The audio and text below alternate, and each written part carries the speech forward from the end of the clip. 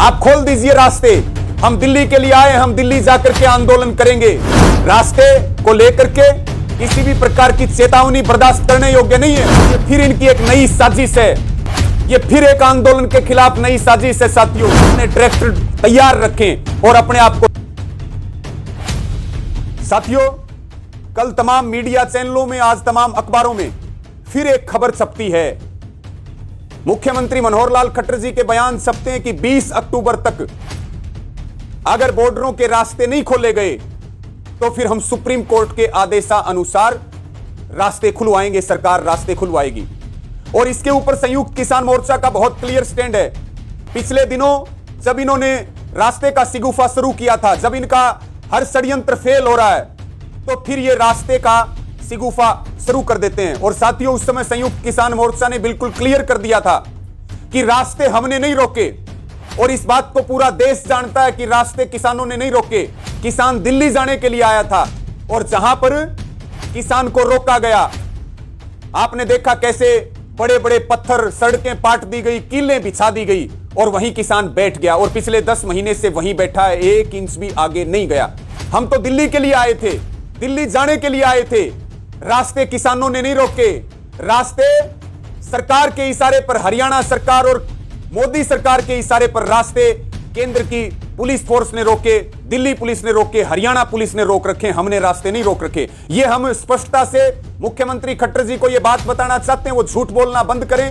रास्ते आपने रोके, रास्ते किसानों ने नहीं रोके। और संयुक्त किसान मोर्चा का बिल्कुल क्लियर स्टैंड है। पिछले दिनों भी जब सुप्रीम कोर्ट का झूठा नाम लेकर के और मीटिंग आयोजित की गई, सुप्रीम कोर्ट का नाम लेकर के, उस मीटिंग का भी संयुक्त किसान मोर्चा ने बाइकाट किया, बहिष्कार किया। और संयुक्त किसान मोर्चा ने साफ कहा कि अगर इतनी चिंता किसानों की है, इतनी चिंता आम जनता की है, तो फिर 3 काले कानून वापस लीजिए और एमएसपी का कानून दीजिए। हम खुशी खुशी घर लौट जाएंगे और जाकर के अपने खेतों में काम करेंगे, देश का पेट भरेंगे, देश का सम्मान बढ़ाएंगे। आप खोल दीजिए रास्ते। हम दिल्ली के लिए आए, हम दिल्ली जाकर के आंदोलन करेंगे। केंद्र की सरकार कानून लेकर के आई है, संविधान हमें अधिकार देता है।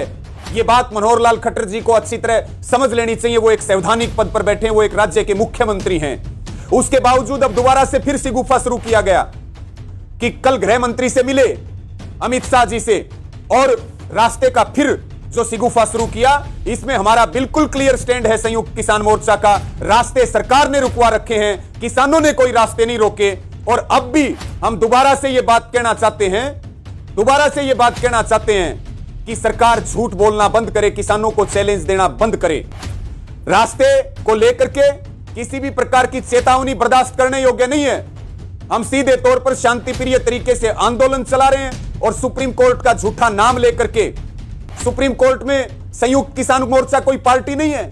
संयुक्त किसान मोर्चा के ऊपर बार बार सुप्रीम कोर्ट का झूठा नाम लेकर के जो हमले किए जा रहे हैं, ये बर्दाश्त करने योग्य नहीं है। और खट्टर जी, हम आपको ये बात क्लियर कर देते हैं, आंदोलन लगातार चलेगा, शांतिप्रिय तरीके से आंदोलन चलेगा बॉर्डरों की तरफ। और बॉर्डरों पर एक भी ट्राली इधर से उधर नहीं होगी। ये बात आपको अच्छी तरह समझ लेनी चाहिए। ये षड्यंत्र रचना बंद कीजिए, झूठ बोलना बंद कीजिए।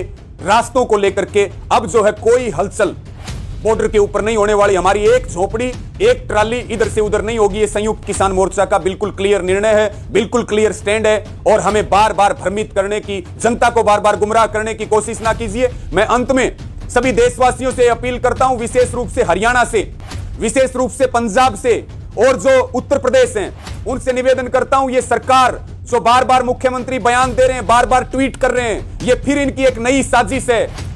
ये फिर एक आंदोलन के खिलाफ नई साजिश है साथियों। इससे सचेत रहने की जरूरत है। और हमें अपने सिंगू बॉर्डर के ऊपर, टिकरी बॉर्डर के ऊपर और गाजीपुर बॉर्डर के ऊपर और शाजापुर खेड़ा बॉर्डर के ऊपर ज्यादा से ज्यादा संख्या बढ़ाने का काम करें। देश के सभी किसानों से, खास करके उत्तर भारत के जो राज्य हैं, सभी युवा साथियों से और किसानों से अपील है कि यह सरकार की एक नई साजिश है। इसको पहले से समझते हुए बॉर्डरों के ऊपर ज्यादा से ज्यादा पहुंचने का काम करें। और पूरी नजर, पूरे देश से निवेदन है, पूरी नजर बॉर्डरों के ऊपर रखें। ये बहुत क्रूर लोग हैं, ये बीजेपी वाले षड्यंत्रकारी हैं। ये सारे षड्यंत्र फेल होने के बाद फिर रास्ते के षड्यंत्र के ऊपर आ जाते हैं साथियों। और संयुक्त किसान मोर्चा जो बात कहे उसके ऊपर पूरा ध्यान रखें, पूरी तरीके से सचेत रहें, अपने ट्रैक्टर तैयार रखें और अपने आप को तैयार रखें। यहां ज्यादा से ज्यादा बॉर्डरों के ऊपर अपनी संख्या बढ़ाने का काम करें। और हम ये बात खट्टर जी को स्पष्ट रूप से बता देना चाहते हैं, वो बार बार हमें धमकी ना दें, वो बार बार हमें चैलेंज ना करें। हमें कोई शौक नहीं है यहां बैठने का, भयंकर खराब मौसम और बीमारियों के बीच में हम बैठे हैं। हम खट्टर जी को एक अंतिम बात कहना चाहते हैं, हम शांति प्रिय तरीके से आंदोलन लड़ रहे हैं। जो आप कर सकते हो वो करो, लेकिन ये बात मुख्यमंत्री जी आपको ध्यान रखनी चाहिए कि हम कफन साथ लेकर के बैठे हैं, हम जान हथेली पर लेकर के बैठे हैं।